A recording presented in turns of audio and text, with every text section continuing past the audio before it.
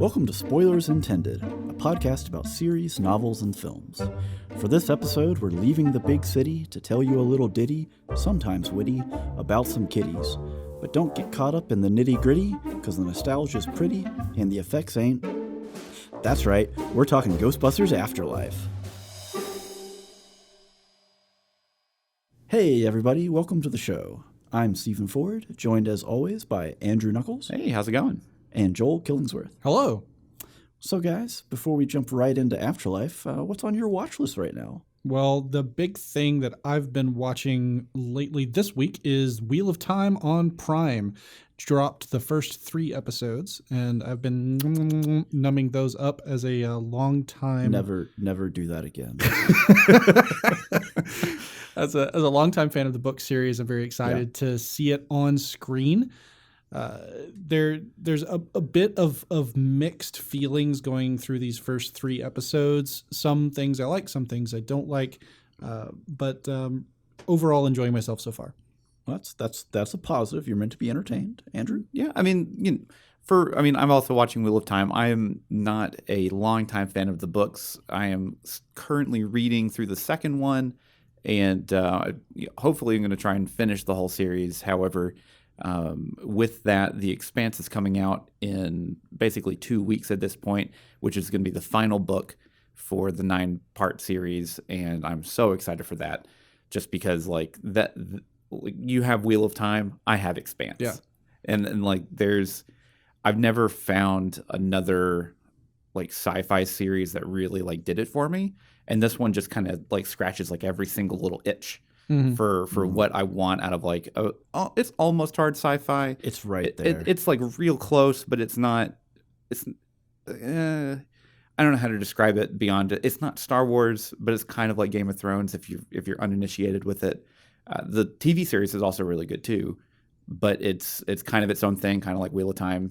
What it looks like it's going to be. Yeah. Well, I mean, any time that you adapt cross platforms so dramatically from novels to the screen, you have to make changes. Yeah. Oh, absolutely. And sometimes the changes are good, sometimes they hit, sometimes they don't. And I actually like the first 2 episodes that I've seen of Wheel of Time so far, but I'm also not a big, deep fan of the books. Mm-hmm. So I have a lot less investment in all the characters and the character arcs that happen later in the books and all this other kind of stuff. So beyond that, I'm watching Great British Bake Off, which has just been the last 2 episodes were probably the best of the whole series I've ever seen. So as Steven can attest, I haven't shut up about it for about 2 weeks, and I'm not a baker. I'm not big on reality TV, but just this season has just been so good.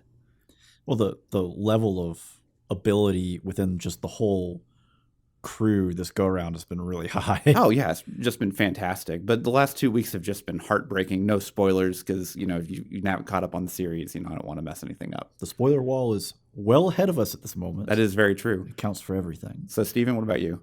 Well, I am also, like Joel, a longtime reader and fan of Wheel of Time. So thus far, I've watched 1 episode of Wheel of Time.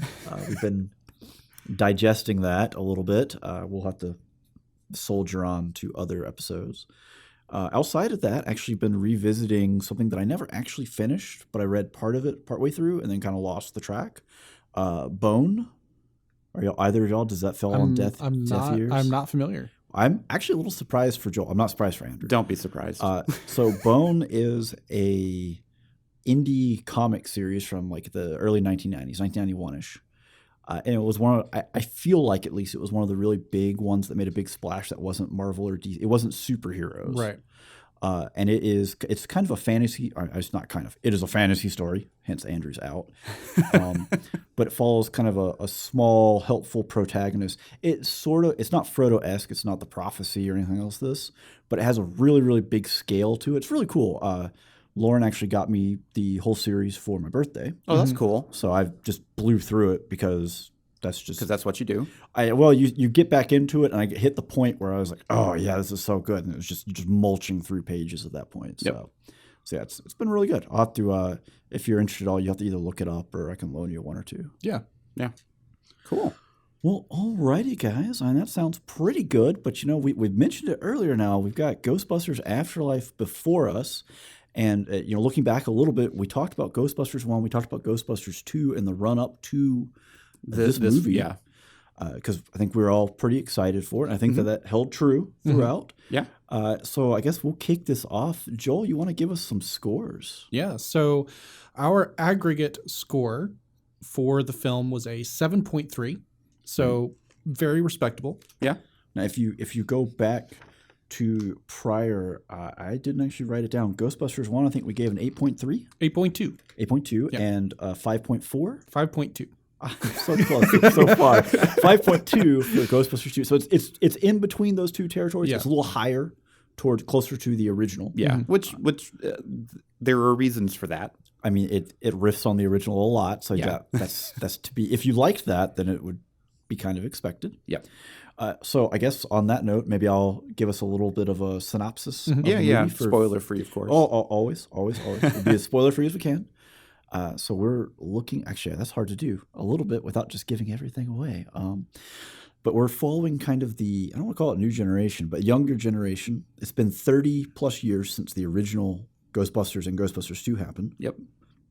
2016 Ghostbusters is not in this timeline. It's its own thing. separate universe. It will probably just die into obscurity. Well, I mean, that is what happens sometimes. But this picks up with the kind of the original universe, so it's playing off of the Aykroyd, the Bill Murray, all these when they existed, and people within the world, if you're the right age, they remember the Ghostbusters, but they don't exist anymore. And we go to not the Big Apple, as I alluded to in the title. We go out to a very small town in the middle of nowhere, Oklahoma. Yep, not Nebraska. Not there Nebraska. was a debate before the cast started. It was not a debate; it was a slaughter. Anyways.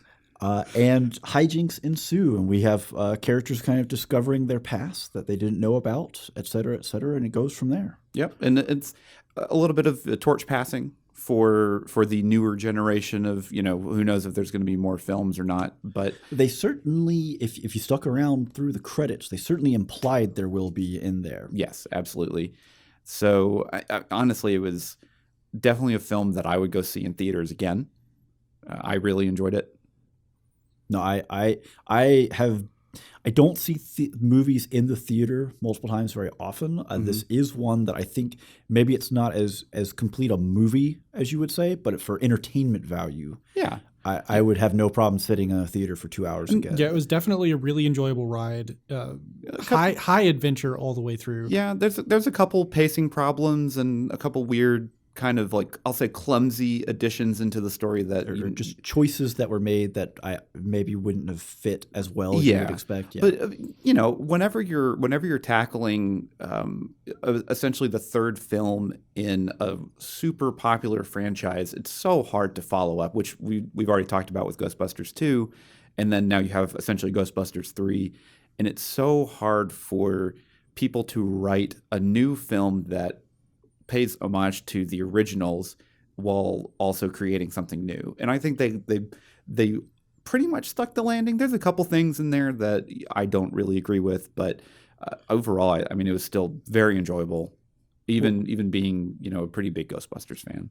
I think especially for the bar that we have seen set by other franchises, not naming names. Yep. This one stuck the landing far better than those managed to do. And they definitely did a good job with the talking about Star Wars. He's always talking about Star Wars. He's always talking about Star Wars. But I'm not going to let the sequels go. They did a really good job giving you enough nostalgia, but not just saying this is the only thing we have to give you. Well, it wasn't just that, and I mean we're gonna. This isn't spoilers, so we're safe right now. We'll get more in depth in this later. But it wasn't just that. It was that the nostalgia had purpose. Yeah. Right? So I'm always talking about Star Wars, right? Mm-hmm. Force Awakens, they pull the cover off R2-D2. Gasp, we revealed R2-D2. It has served no purpose for the movie other than to make you go, ooh, there's R2-D2. I like that thing. And since I like that thing, I like the rest of this thing, obviously. Whereas in Ghostbusters, when they did press the nostalgia button, it was either a critical piece to move the story forward. It was a piece of equipment. Yep. It was a clue. It was something that tied into. It wasn't just look at the flashing lights. You like the flashing lights. There are two instances which I'll get into on the second half. I have one for sure, and it's probably at least it's probably the same one. Thing, yeah. So it kind of sounds like, unless Joel's got something else to add here before we enter into. I just wanted to say that absolutely McKenna Grace, the actress who plays the young female lead, completely 100% stole the show. Oh, absolutely. A fantastic performance.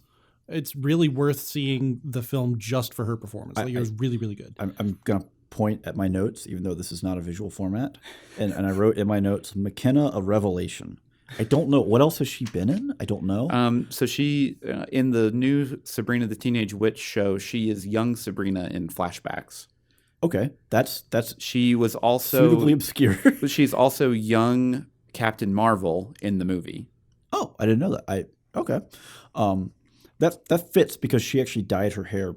She's normally like a blonde, right? Yes, she is pretty much always blonde except for this film. Okay, because this is my first exposure to her, and holy cow! Well, again, for performance, casting, rating, we'll get into that down the line. But holy cow! I just got to echo Joel. She was phenomenal. I mean, for my performance review, my first line is McKenna Grace is fantastic.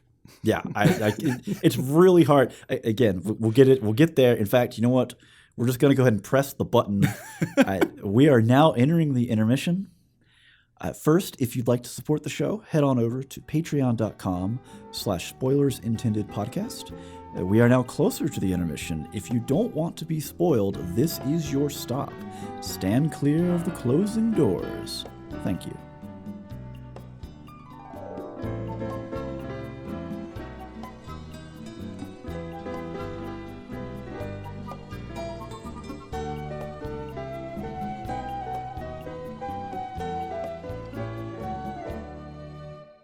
And welcome back, everyone. We are now past the spoiler wall. We are into unknown territory. If you have not seen the movie, I told you your last stop was back there. I'm just kidding. I will push you off the train physically if I have to, if you don't want to be spoiled. There'd be ghosts ahead. There are a lot of ghosts ahead. All right. Well, actually, a lot less than you would think. Actually, well, we'll get there. But yeah, you're right. This goes into spectacle, kind of. But that is our first category. So just a reminder, the score we gave overall was 7.3. 7.3, and we have 4 categories going into that: spectacle, performance, score, and plot. Mm-hmm.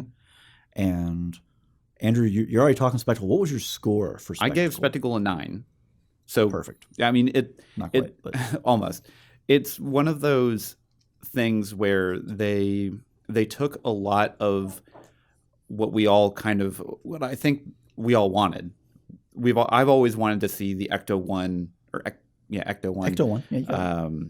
Like chasing and capturing ghosts and that kind of stuff. And well, that was the stuff that you got in the cartoons and the video game. Or just the toys. Like, when you're growing up and you have like all the toys and stuff like that, you want to be able to see that in like a TV or movie or whatever. Yeah.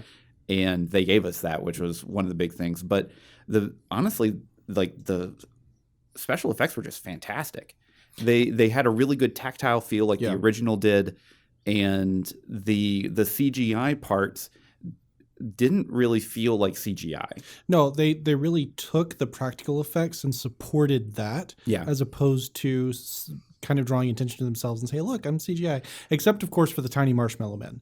But I mean, what else are you going to do? With that? Yeah, like there's only so much you can do, and they have so much fun with those two. Yeah, with them with them just maiming each other. It's absolutely hilarious. Now, I mean, I like that y'all are both laughing over the Marshmallow Men because that's like one of my negative. Oh yeah, like there is absolutely zero reason for there to be any sort of residual reference to a Stay Puft Marshmallow. But there's no reason for them to exist either, right? The initial Stay Puft Marshmallow Man was the chosen reincarnation of the Destroyer. Yep.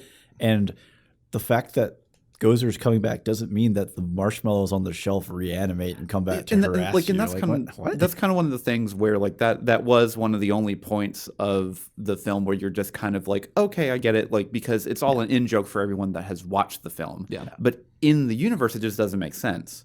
Yeah, yeah. Because They're just selling it to you. Remember the Stay Puft? Yeah, there's more Stay Puft. you know, or it could be because Gozer remembers that. No, don't. We're not going to the appendices to find a reference to the glossary. No, here. I totally agree. Like, so that's, you know, that's Joel, kind of a whole thing. Joel's already weighed in a little. Joel, what's your score on Spectacle? My score on Spectacle was very similar. It was an 8. I felt that it was there were some slow parts. There was some extra scenes added to the older brother character that weren't really necessary. Like they were kind of following his. Would that be in plot? His arc as You're in plot. well, right no, now. we're talking about pacing. That's plot. That's plot. Spectacle. The energy that you have from the show. Yeah, which I mean, The overall pacing has to impression. do with that. No, But plot. going back to the practical, Stick to the metric. Going back to the practical effects because that's firmly in here. I really, really loved how they textured everything with this is how the original film looked, right? This is what the things that are in that universe that we are explicitly trying to copy felt like, and they used modern effects technology in order to elicit that specific feeling, and they did it perfectly. And agreed. and that was really impressive. Like, so it didn't look the flashiest, but it looked the best because it was the goal that they had.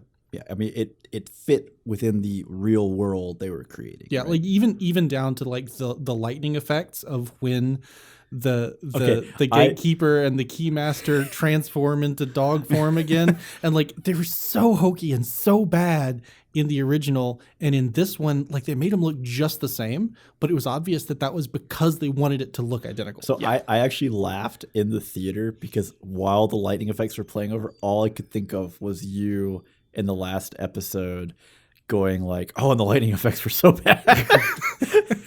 So the biggest standout sequence for Spectacle, obviously, is the ecto chase through Main Street of using the gunner seat and the remote control trap and all this other kind of stuff of them just like blowing up like half the town while this is happening. And you know, it's one of those things where obviously it's a movie to where like no one really dies. Right. Like, you can't like they're not going to accidentally like, you know, proton someone and they just like vaporize. Yeah. Like it's not that kind of film. So that's what makes it even more fun whenever they're going through and just, you know, just everything is just blowing up around it. It's like, oh, miraculously no one died. All right, well, I'm going to jump in real quick before y'all take all the good points here. So for Spectacle, I gave it a 9. Okay, yeah. You know, I just kind of agree with y'all on a lot of stuff. You know, the effects were great. I really love the homage-esque nature of them.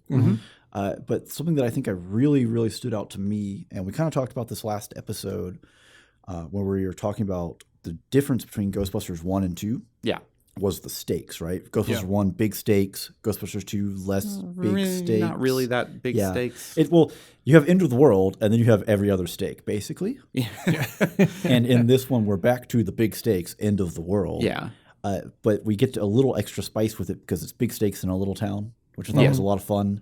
And that's such an 80s style thing where like whenever you have like these big like action movies and that kind of stuff, it's always like they always take place in like smaller towns because like people aren't prepared for it. What's funny is you say that, and when I think of 80s action movies, I think of, you know, Die Hard, which is in LA, or another Die Hard, which is in New York, or Ghostbusters, which is also in New York. Okay, that's fair. I'm wrong. I'm actually struggling to come up with one where it's a big, maybe Red Dawn. Red Dawn would be one. I don't know if that was 80s or 70s. I'm not positive. I think Red Dawn was 70s. I think it was 70s too. Joel's going for the phone here. Gonna look it up real quick. But I mean, no, I get what you're saying. Yeah. To maybe a more modern reach, and this is comparison's been made a lot. Stranger Things. Stranger right? Things is a small, you know, no name. I don't actually. I only Hawkins. watched a little bit of the show, but it's a no name town basically. Yeah. It's nowhere, and this is the same feel, which I think drew a lot of comparisons from some reviews. Yeah, some positive, some negative, some unhappy that Ghostbusters wasn't in New York. It is not unfair to say that this is Stranger Things Ghostbusters edition. We even have a main character from Stranger Things in it. Wait, and we'll get to Finn Wolf Harden a bit.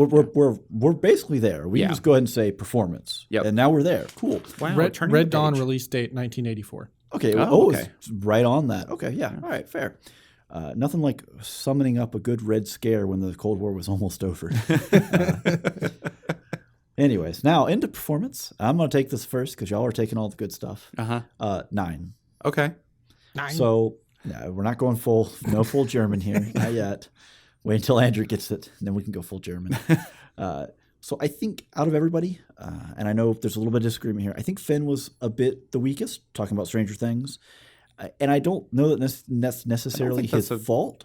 Well, so sometimes you rise above your material, and sometimes you don't. And the material wasn't great. I don't know that he improved on it any. He just was the material. He was what he needed. He is the disenfranchised teenager that has moved from the big city to a small town in the middle of nowhere. I saw a comment somewhere that he just kind of looks like he's permanently being told. He has the face that he's permanently being told to go clean his room. Absolutely. I mean, like that's a teenager face. That's a teenager face. Yeah. He plays the part very well. However, I wouldn't really say I don't think that he was a strong part of the film. He is very much a supporting character. Well, so hold on. Now this is a relative scale, right? When I say he was the weakest, I gave this a 9. Everybody else is phenomenal. He just isn't phenomenal. I beg to differ. I know you beg to differ, but I'm just going to go ahead and let me get in here and steal all your points real quick. Grace McKenna, we already talked about her. Amazing. Yeah, we're going to talk about Grace. Is it really McKenna Grace? McKenna Grace. Oh, I thought it was Grace. Either way, okay. McKenna is fantastic. Fantastic. Yes. Revelation. Logan Kim podcast. Yeah, he was great. I loved him. Perfect. Actually, we'll get there in just a second because I'm going to say this. Paul Rudd is Paul Rudd. Which is to say, either you love him or you hate him. Fantastic. Well, so I had concerns, right? And we'll get into it a little bit in plot, but they started to set up the whole where it became obvious he was going to be the gate master or the gatekeeper or the key master. Key master. Yeah, I know.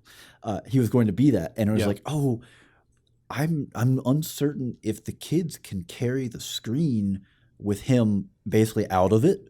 Essentially, and then they got to the point, and I was like, "Why was I worried about?"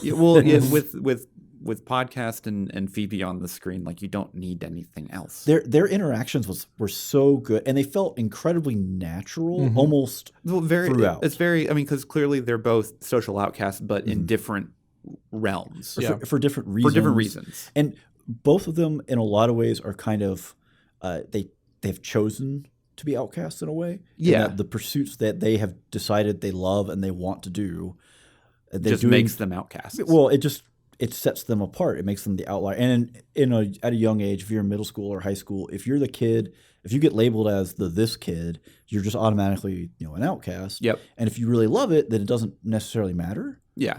And I think we kind of saw that play with them, and it felt incredibly real. So, anyways, I'm talking enough. I've stolen all your points, Andrew. Oh, you did not steal any of my points. I know. So I gave it a 7 out of 10. Now the reason why is all of the characters we've already talked about, great. They did a fantastic job. I left this one for you. I think that Callie or Carrie Coon's character just fell so flat. She just had nothing. But now, happening. is this the actor's failure or is this the script's failure? Possibly both. Okay. I did say sometimes it's really difficult. You rise above your material. It's really difficult to differentiate. It is. So all we have is the performance. So, okay, at the beginning of the film, I actually liked her a lot. And then as the film progressed to where they gave her more screen time with more emotional weight to whatever she was doing, I could tell that she just couldn't carry the character where it needed to go. Okay, you know what? That's very fair. I think at the start of the movie, she handles the single mother, evicted, down on her luck, keep these kids in line. Why does nothing work? That handled it really well. Especially in the third act where she goes down into the basement where she sees the whole wall of pictures and stuff. That's the last heartfelt moment of the film that involved her for me. Because she did do a good job. And she did a good with that. And then she gets possessed, and then the whole almost Sigourney Weaver gatekeeper stuff was just super weird, and I did not like that at all. But then, especially the stuff with Harold Ramis at the end and Egon, where like, like she's hugging his spirit and everything. Like I felt nothing. She just didn't have, and especially whenever they made her unpossessed and they got her back from being a dog and then they were driving, that scene just absolutely killed it for me because she just had nothing. Well, at that point, she was definitively a backseat character, right? Yeah. And it was really obvious that she was not the main focal point Well, anymore, and she didn't necessarily do a great job of still being who she was. I don't know. Yeah. There's something weird going on there. It was just I didn't like any of her writing towards the end of the film, and that could just be the script that she was given and the direction that she was given, but her character just really took a lot of the steam out of the last half of the film for me. Okay, that's fair.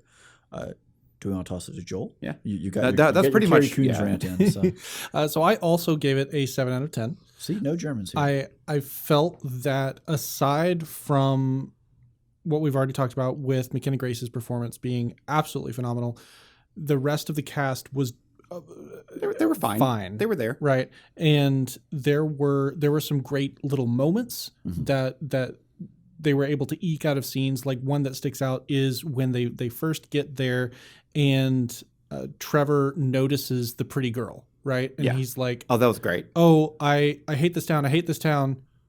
Maybe Hold on, I'm gonna go get out of the car. I have something to go do. Stay here for the summer." And Callie looks at her son, noticing the reversal, and is like, "What's going on?" And then she looks out the car, sees the girl, and just goes, "Oh." And then turns around and starts talking to Phoebe. And like that little moment, like there were those kind of moments were sprinkled around the whole film. And so there were little nuggets of truly great performances in every scene. But I think overall, those were the exception rather than the norm. Yeah. That's fair. The one thing I'll also say, kind of going with that, is the side characters. So like just like the all the other people that like work at the diner or whatever that they're doing, like they actually did a really good job of just like getting in those like the small town jabs into the new kid. Yeah, no, it felt such like the outsider going into the small town, and instantly pegged as you don't fit, or you ain't from around here, and you're trying too hard. All of that, the little bits when they're kind of like going up to the mountain riding it, which. I mean, we're from Alabama. I don't know where anyone else maybe was raised or from, but boy, there was some familiarity in some of that. Yeah. And also, I don't know, again, maybe an Alabama thing, but I was like, why is everyone in the Camino instead of in the pickup truck? Oh, the pickup truck doesn't have a tailgate. That makes sense. Yep. Really small pieces like that. That has nothing to do with performance whatsoever, but I'm there. So yeah. Overall, like everyone had their moments, and really just. Carrie, I can't. It bothers me that it's basically the same name. So I have a pet theory, and I don't mean this as any slight to her or anyone else in general, but I have a pet theory that when a character name is really close to the actor's name, it's because they can't remember the name, or it's because their surrounding cast can't get their name straight, so they have to make it really close so that they'll stop messing it up. Yeah. Okay. So moving forward. Let's move on to score. This will probably be the quickest one. There's not much to talk about. Yeah, there's really not too much. Go for it. I gave it a 7 out of 10 just because it was basically the same as the original. Like they had a couple like remixes and some newer stuff in there, but it was generally mostly forgettable for me. Just the newer stuff. Obviously the older stuff, like it's just ingrained in my head, it'll never go away. Yeah. But I think they did a good job at punctuating a lot of the scenes with the original music to give you like the sense of like, oh, yep, this is kind of like, what's going to happen here, but let's see how we do it. You should know there's a connection coming. Yeah. I also 7 out of 10. A lot of the same reasons. There wasn't a whole lot of room. There are some movies where the score absolutely picks the movie up on its back and carries it, and there are other movies where the score just kind of exists. Yep. And this is the latter. Yeah. And thankfully, the rest of the movie was good enough. It didn't need to be carried a lot. Yeah. So it doesn't really hurt for it. It just, as an individual piece, I can't say a whole lot wonderful about the score because I just didn't notice it. It just didn't stick. It never stuck out and hit me in any one moment. Yeah. I don't know, Joel. Well, I also gave it a 7 out of 10. So Oh, we we are have in consensus. very much agreement here. I will say that there was one particular moment that stuck out, and that was at the very beginning, before the first scene even begins, and you have almost the whoa Yeah, from kind the of music library coming stuff. in. Yeah, very much evoking the feeling of the opening of the original film, Right. where you're going to the library and the music is conveying to you what you should expect from this movie. It is saying things are spooky, but also kind of fun and quirky. And I thought that was a really excellent use of the score there. The rest of the film, I mean, it's what you would expect from any modern film. You have the music that is conveying to you the emotional substance of the scene that you're watching, and it performed that task adequately. You can blame Marvel for that Oh, I was going to make a Marvel reference as well, and that it's very much so a Marvel style score, of scoring. right? Because you have the Every Frame a Painting video on YouTube, which he doesn't make stuff anymore, but if you have a chance, Oh, you absolutely should check him out. absolutely His stuff check it is out fantastic. and watch it, and then be sad he doesn't make any more. Because the one about Marvel scores where he goes around and asks people, "Well, give me something. Can you hum or sing something from a Marvel score? Not a Guardians of the Galaxy style. We have but original pieces, right? Yep. And Star Wars or any of these big legendary soundtracks, anyone can give you Jaws, right? Or Star Wars or Harry Potter. Any of those. No one can do anything from Marvel because it just doesn't really exist. It's just in the background so far back there that it just doesn't exist. Well, and the only one that people did get was the actual Spider-Man theme song. Yeah. So, but yeah, I mean, it was a score. It was there. It didn't offend me. It did nothing to detract from the movie. Exactly. It just never... There just wasn't anything spectacular about Right, it. yeah. It never had that moment of, oh, yeah. Like Yeah, we're... it wasn't like Dune in IMAX whenever the sandworm is like eating the crawler, and you're just like, oh, this is why I'm here. just buried in intensity. All right. Well, moving on to the plot. Back to the plot. Back to the plot. Joel, what you got? Well, this is where it's going to take a dive. I gave it a 6. Ooh, Okay. harsh. So largely this was due to kind of the things that a lot of people probably wanted out of the film, and that was the Story. inclusion of the original characters. I felt that while most of the film revolves around Egon and his family and his mission that he took upon himself to save the world from the return of Gozer. Yep. All of that was great, but then they tried to shoehorn in bringing back all the rest of the original cast. And that can be done, and it can be done well, and I don't think they succeeded. It was relatively clumsy, and there was just kind of this weird uncanny valley in the conversation with Dan Aykroyd and McKenna on the phone. That's because it wasn't a conversation between the character Ray and the character Phoebe. It was a conversation between Dan Aykroyd and the fans. Yeah. Yes. And it was very much so. And that's partly maybe where the plot suffers, right? Because bringing back the original cast, that's what all the fans want. If you really want to sell it, you fit it in there, especially once it became kind of a tribute for Ramis. Yeah. Because if you have a tribute for him and you don't have the buy-in from the original cast, is it really a tribute? Right? Yeah. Well, especially for Murray, because I know they had a pretty big fallout after Groundhog Day. Yes. Or even during Groundhog Day. Yeah, really. even during, but yeah, the production is what put a big wrench in there. But living up to his persona, Bill Murray also still manages to look kind of like he doesn't want to be there. Like always. At some point, you have the RBF, right? Yeah. It's almost like it's another RBF. It's just resting Bill face, and maybe that's the problem. Maybe he always looks like he doesn't want to be there because it's just he's not currently acting, and this is just what his face looks like. Yeah. Yeah. Go ahead. Okay. So I gave it a 7, so slightly better than Joel. Yep. Not by a ton, but a little better. It was solid. They hit the classic beats, and they actually hit the classic beats. So, I hate doing this. We're gonna go back to Star Wars, right? It's Force Awakens all over again. Well, it's all of them all over again. But like the movie is original Ghostbusters.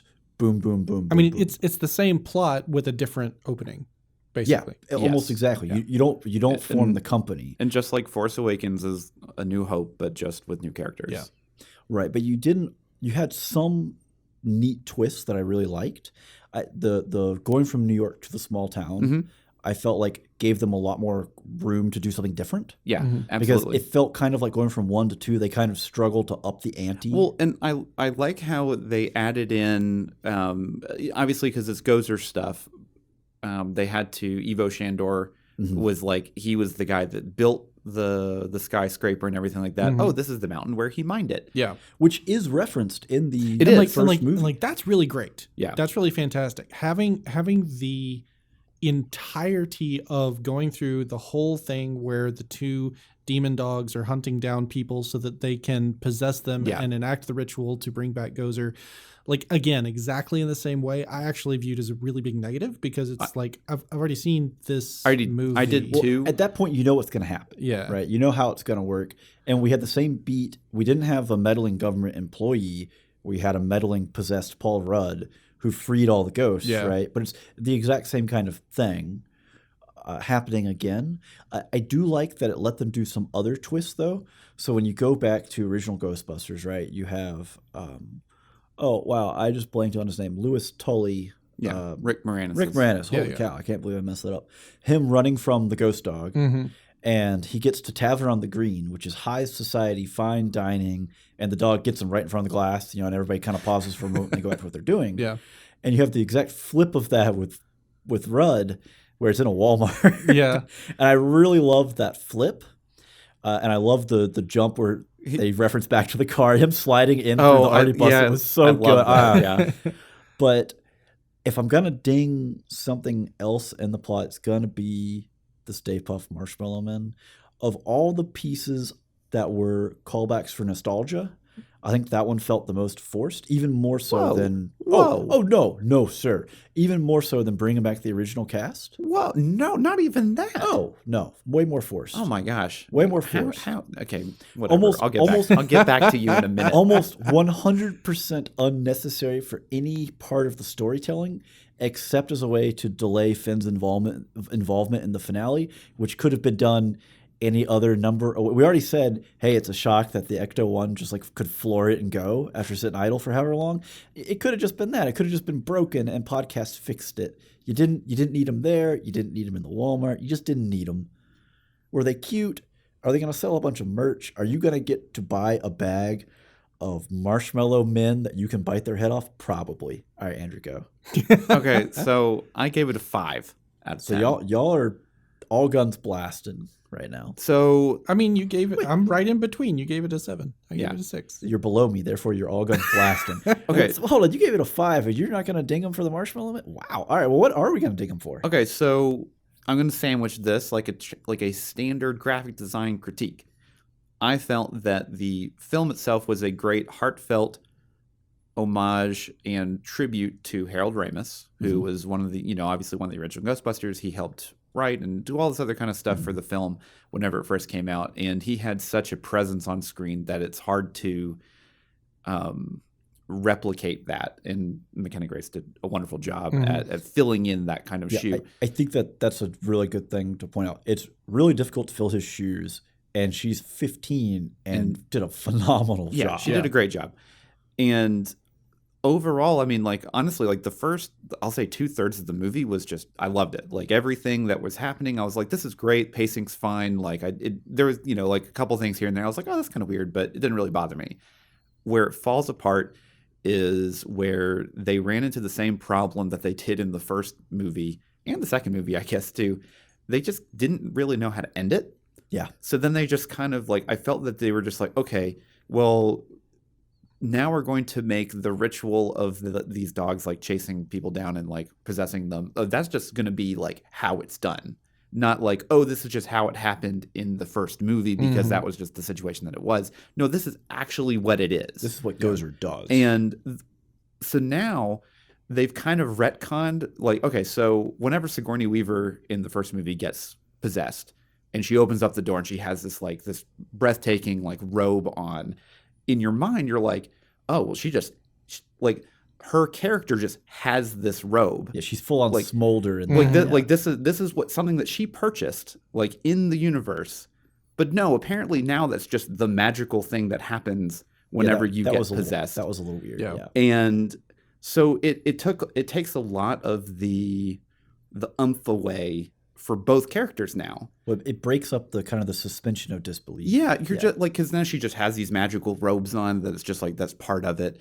And then hold on now, they transform from dogs to people to dogs. I don't know if nitpicking the clothes is the real complaint. Well, like, at the point that you go from dog to person to dog, I don't know if the fact that they change what they're wearing is something that we really complain about. I can absolutely accept that there is some demon dog that lives in a refrigerator that possesses, whoever he decides that he wants to possess. Can reach through the chair. But I do not agree with the fact that clothes can just randomly materialize on people in a very realistic world. Man, people coming back to life in a glass case after being dead for 70 years. Andrew accepts that. She got a new dress just for being possessed. I don't accept that. Right out. Well, moving on to a different kind of complaint, talking about the culmination of the whole ritual thing, going to the temple that the dude built in the cavern for the whole culmination of bringing Gozer back, right? In the original film, I had a huge complaint with they just faced off against Gozer, and Gozer was like, "Okay, die now," and then didn't kill them. Yeah, right. Yeah. And I loved the answer that this film had for that, and that was there was a bit of legerdemain, and they snuck the trap in and caught one of the dogs. Right. It removed half of her power. Right, and so she's so the arch nemesis figure is like very unstable and not really able to exert their full power in this world for the majority of the climax, which I thought was a really great way to handle that. I think it's really funny that you pointed that out, right? Because I went back, I looked at some of the reviews, some of the negative reviews, and a lot of complaints I saw were, well, Gozer just stands there and waits for them to do something instead of killing them all. And in the first one, I think that's a fairly valid complaint. And in this one, they kind of had this, hey, we're bringing back a, deadliest demon creature from the nether or whatever to destroy all world, and we're instead of facing off with grown men, it's children. Maybe we should give an excuse for why they're not just instantly dead. Yeah. So did they ever? I guess I possibly missed this whenever the whole dais and stuff was being recreated through all the magic and stuff. Whenever everything was blown up, did that open up a hole in the mountain or something? Because how did they get the car in there? Yeah, it had that whole front facing broke up and shattered and fell away. Okay. Yeah. Because whenever I saw I guess I just missed it because I was paying attention to something else on the screen, and then I just saw the car in the cavern. I'm like, but that how did they get the car in there? And then they just got in the car and just drove away. I'm like, wow, that is a very agile car. It so the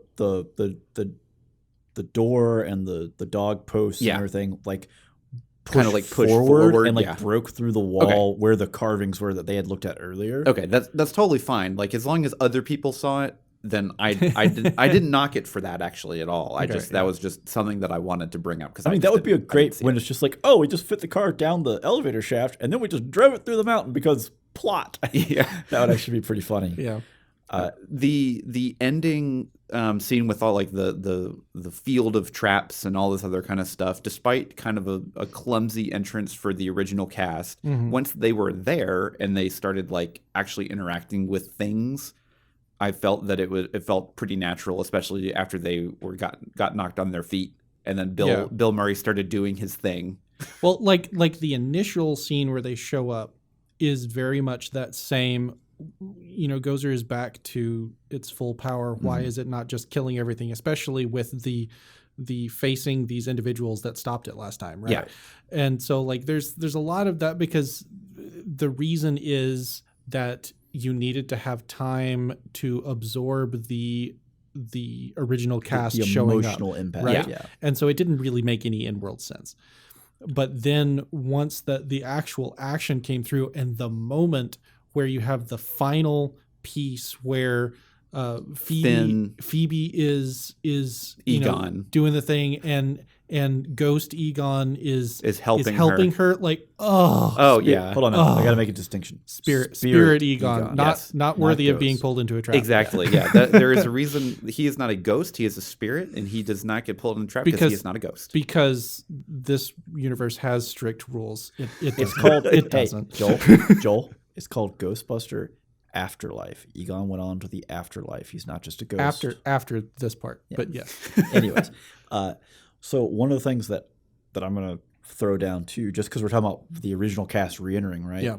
So something that stuck out to me throughout the movie with the kids' interaction, like the kids' interactions felt very natural and normal, and I love the conversations.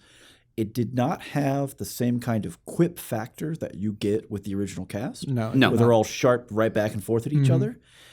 And I kind of liked, I obviously like the substitute. We were talking about it before the show, of all of Phoebe's jokes, the dad jokes. Yes. Because those are phenomenal. Whoever wrote those, gold Thank you. star. You have just made so many wives and children unhappy. It's amazing. I have legitimately used those jokes since watching the film. On people who were in the theater with you, I'm sure. And people who were not. but mostly people who were, just so they know this is what did it to you. But I like that as the substitute.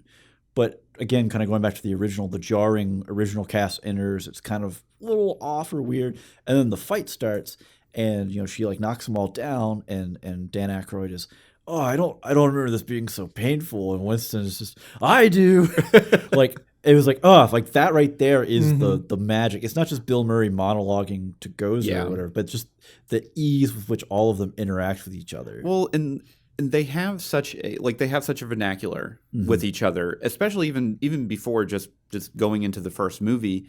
These guys are seasoned comedians, and essentially, I mean, McKenna Grace, she's 15 years old, she clearly, how much seasoning can there actually be at some point? Like, right? and there's really no one else there to like bounce off, I'll say, like true jokes with her, because the modern style of comedy now, which is, I'll say, millennial comedy for lack of a better term, is more like observational and sarcastic. Whereas original like Ghostbusters in the 80s and 90s, it was much more of a slapstick style of like joke laugh kind of thing. There's also kind of sharp retort, witty repartee kind of thing. Like you're meant to have equals shooting back at each other, whereas the other one is just kind of an observation into the void. Yes. Yeah. Yeah, and they play with that comedy just fine. It's just a different style of comedy than what Dan Aykroyd and Bill Murray and all them have. Yeah, also, 100%. I think having that too, because throughout the movie you don't have that, and without Egon as that straight man who really played it off so well, you kind of feel the lack. And then even with the original cast there, because they, I think wisely, chose to make Egon's reincarnation silent. Yes, I'm so glad that they did that. You can really feel the lack, like his presence is there, but you still feel that it's not The full- complete. like, yeah. You don't get the full thing. You also don't stray into the uncanny valley because God. he's Thank not God. he's not like, it's just very subtle emotion on his face. He's just generally pleasant, smiling, and just looking. And you're not having to animate the mouth. You're not having to do any of that stuff. And because you're already kind of making him look spectral, there's a mask in front of you realizing, hey, that's CG. Unlike Grand Moff Tarkin for Peter Cushing Right. in Rogue One, where I thought they actually did a pretty good job with him, but it was still very weird. I just want to say, if we went back to Star Wars, I didn't do it this time, but in both cases, right? In Rogue One, when they had Moff Tarkin talking with him facing the viewport, I was like, oh, cool, this is how they get around it. And then he turned around, I was like, okay, I'm immediately wrong. And then in Afterlife, they had Egon at the start, right, running. He's the shadowed figure. You never see him. I was like, oh, cool, this is how they get around it. And then as we went on, he interacts. Spectrally, he moves the light. Which I thought that was such a good touch. That was so clever because you could kind of feel, I mean, literally the presence of Egon being like, this is how you do it. You go here. You can do this. It's here. It's there. So I'm going to be totally honest here. I actually didn't realize until the second interaction when she was actually down in the basement and he was kind of like showing her around and stuff. I actually didn't realize that was Egon for until then. Oh, like playing chess with her? Yeah, I thought it was just a ghost, and then I was like, "Of course it's Egon. Why did I not think about that?" Well, but That's fair though, because you do get kind of some of the horror elements Yeah. in this movie. I think maybe more so than in some others, where it feels there's more. I mean, you start literally with Egon dying. Yeah. It feels more dangerous. Yeah. And initially, I wasn't positive it was going to be Egon, and I wasn't sure if this was going to be her introduction into ghost busting. Was just she's going to see a ghost. Yeah. And then once it became obvious it was a benevolent presence, it had her attention. Yeah. Anyways, back to what I was saying. Yeah, sorry. Before I got distracted because I so had to just say rudely interrupted and have now lost my train of thought. But again, throughout the movie, this is really clever how they're incorporating Egon into it, making him an active part of it without having to, have a voice actor. necrophilialize him back to life via CGI. I mean, Yeah. let's just be honest. It's just weird. I don't like it. And then, of course, by the end of the movie, I was wrong again. Although I will say, read some articles. I don't remember. I think it was a Vanity Fair article. I don't know exactly offhand. But they interviewed his eldest daughter, and the script went past his entire family. And they did agree to make sure, Yes. like there was no, and I'm pretty sure like Dan Aykroyd was very adamant about that. Yeah. To where they would not, have him in the film at all if they didn't agree. agree. Yes, exactly.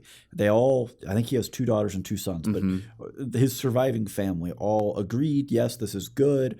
We appreciate and It's tasteful. Yes, and in the interview with the eldest daughter, whose name I've totally blanked on, she even said that it was, she knew going into seeing it that it was going to be catharsis, and she assumed it would be, but she didn't realize how emotional a feeling it would be for it to be, this is my dad. I mean, I have no connection to the man other than seeing him in this other film, right? Yeah. And That you've only watched once prior to this. and I was very emotional during the scene when they he was tugged. Yeah. Yeah, it was. I mean, it was very tasteful. There was no it didn't feel ham-handed of them just like, oh, here's the character that Yeah. Well, and also not to just beat Disney over the head with this, but also to beat Disney over the head with this. This was one of those things where Harold Ramis died, and it was part of the reason why the project was just delayed, shelved, etc. Yeah. Wasn't going to happen. We're going to reboot a different universe, all this other. And then once it finally was, okay, we're going to do this without him. And then it became a homage to him. And really the whole story is about him and his life and the effects of his life right after his life, right? Versus Rogue One, where you bring Peter Cushing in, and this is not in any way an homage to Peter Cushing. Yeah, he's just a character Disney in a movie. just said, we have to have this character again, bring him back to life. Yeah. Yeah. And for all I know, his family's fine. I don't know. But it always makes me a little heebie-jeebie, where it's kind of like, the mouse is saying, I don't just own you, I own you for all time, I will always own your image. I own your likeness. Yeah, and if I need to, you will be in any movie I tell you to be in. You can't contract dispute me, right? Stuff. It just kind of, and this one was not that. This was really, again, man, I'm gonna keep beating on Star Wars. I give up. When you need to use nostalgia, right, to sell your transition from old guard to new guard, which is what we assume is happening, right? The after credits certainly imply there's going to be another one. And it looks like Winston's still going to be involved pretty heavily, as he was restoring Ecto-1 in that. Yeah. And possibly Dan Aykroyd, we don't know. Maybe Annie Potts. We don't know who all is going to be involved. But I lost my train of thought. Oh, no. But it paid, it was respectful nostalgia almost throughout, in that, again, the nostalgia was useful. It drove the plot. It moved the story forward. It gave you insights into the characters. It did something. It didn't just exist. Yeah, it didn't exist to be, ooh, yeah, look at that. Ooh, the shiny object. Ooh, you press the button and have a little dopamine. Good, Yeah, good job. I mean, except for the marshmallow man. Except, the Stay Puft was I've the only thing. I've already said I didn't like the marshmallows. Okay, so I think we're there. Yeah, plot is the thing. Faithfulness. So faithfulness is a score that does not go into the aggregate score. This is just either it's going to be faithfulness or originality. In this case, it's faithfulness because it's a sequel. Joel? Wait, no, not you. I went with you first. Andrew? 7. I had an 8. I didn't ask you yet. Did you have anything to elaborate on that? Not really. I mean, I think we've kind of touched on everything. They did a good use of pulling from the original content, and they did a good job of generally making something of their own, and still, still staying in the universe that they originally created, and outside of just the absolute absurd wardrobe stuff with the possessed people. That was apparently very faithful to the original, though. Oh God, that like that was one of those, like, if I wasn't in the theater, I would have outwardly groaned and just been like, "Are you kidding me?" Because like that took me out of the movie so quickly. Really, yeah, that was definitely the most vocal theater I've been in a long time. But I digress. All right, Joel. So as I already stated, I had put down an 8. I felt that the conversation between Dan Aykroyd and the audience, as we have termed it, when Phoebe makes her one phone call out of jail, right? Yeah. The excuses that were given in order to set up the plot and the background of everything that happened, I felt were really thin and were not really faithful to the characters originally, because like the entire movie hinges on Egon sees something in through his research, and Ray not believing, and Ray doesn't believe him, and that's it. That's not how that pair has ever really functioned. They are in lockstep in absolutely everything, right? And so for the entire movie to hinge on that inconsistency in the original characters bothered me a little bit, but I thought that everything else was really quite excellently crafted to fit into the world portrayed by the original film. Yeah. Okay. Yeah. So I gave it a 10. Oh, this is as faithful as you can be from my perspective, and partly just because it became an homage, right? I feel like this is as faithful as you can be to the original material. I mean, you turned on the proton pack, and it's just like you have that sound. And wish they used the switch on the back. I was so happy. but they like we said, when they did the special effects, they even went in to try to make them look like how the effects originally looked, just less bad. Yeah.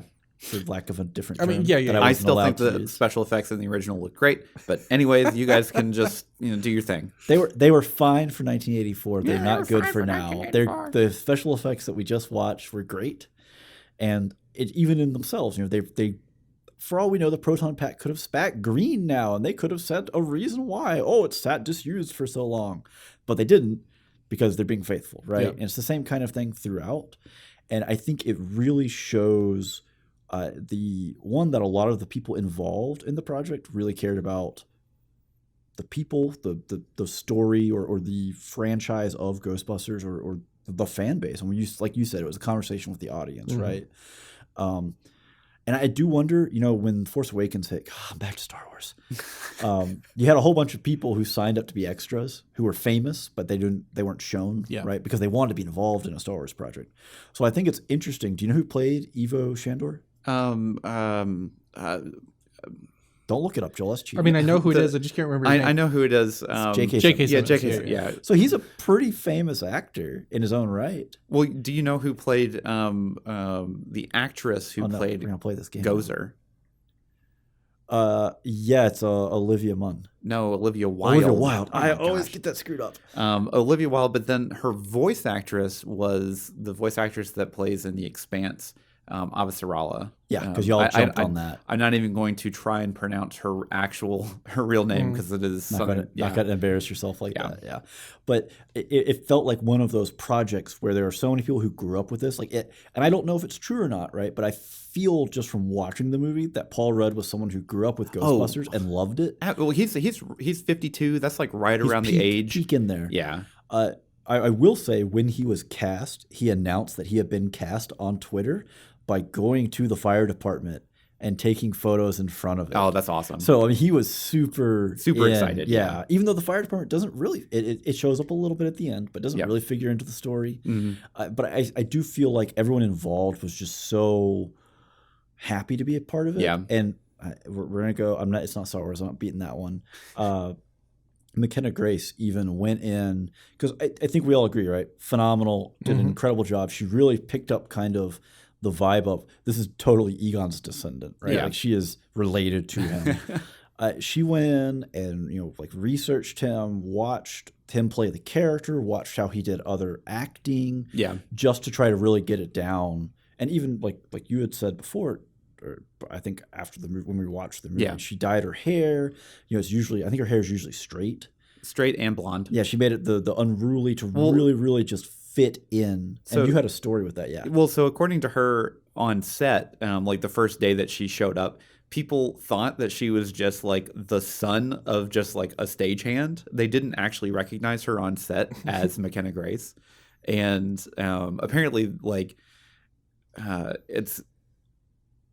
she just doesn't look like she does like in normal life. Like just because she's gone through such a transformation for the role. Yeah. Like it's really impressive. And so we the one thing we haven't talked about yet is the first post-credit scene with Sigourney Weaver and Bill Murray, which I thought was hilarious and fantastic. So like we get to the credits and I'm like, okay, so the movie's over.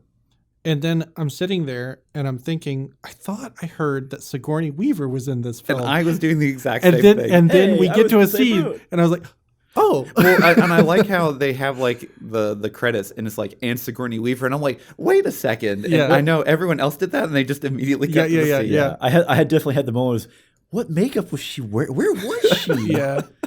Because I did briefly have the moment of, was she just really heavily make-upped and she was the old lady who worked at the diner? Yeah, or something. Or something like that. Yeah, just snuck in there. But not to steal your thunder, I also loved the scene because it was more of the reversal. Yeah. That you saw going big town, small town, all those things that had built up throughout the, dare I say, a subversion of expectations? Yeah. Everything relates to Star Wars now, Joel. I did really love in that scene we see Venkman still being a scoundrel, but no longer being a creep. Yeah. Well, it was a much more natural where we could be in a relationship and interact this way kind of thing. It definitely felt very natural for them. Just like they're just hanging out one day and like she's going through an old box of stuff and she just found this. She's like, oh, let's have some fun. Yeah. Well, how does this work? What was this even for? What were you doing? Well, just testing. Well, test it on me. Yeah. I will say also, I do like the fact, again, it's 2021, right? 1984 was a bit of a different world. We didn't just have straight like Paul Rudd's going to be a creep this episode or for the whole movie or something, which I really appreciated that because we got plenty of that in first Ghostbusters. Yeah. Well, I feel like that pretty well covered it. I think we can call it at that. Yeah. Go see the movie. It's good. Yeah. I 7.3. Maybe that doesn't sound like an absolute crushing recommendation, but on the fundamentals, I think we can ding it some. On the entertainment value, really high, really far up there. I mean, there's a reason I gave it a 9 for spectacle. Like it was super fun, lots of energy, looked great, hard to beat. Yeah, go see a new generation of Ghostbusters, hopefully. Yeah. But on that note, that is all the time we have for this episode. So until next time, I'm Steven. I'm Andrew. And I'm Joel. And every spoiler was intended. Thanks for listening to this episode of Spoilers Intended. If you would like to join the conversation and maybe suggest something you think we should review, head over to Discord. If you really liked what you heard, you can also support us on Patreon. Links are in the description below.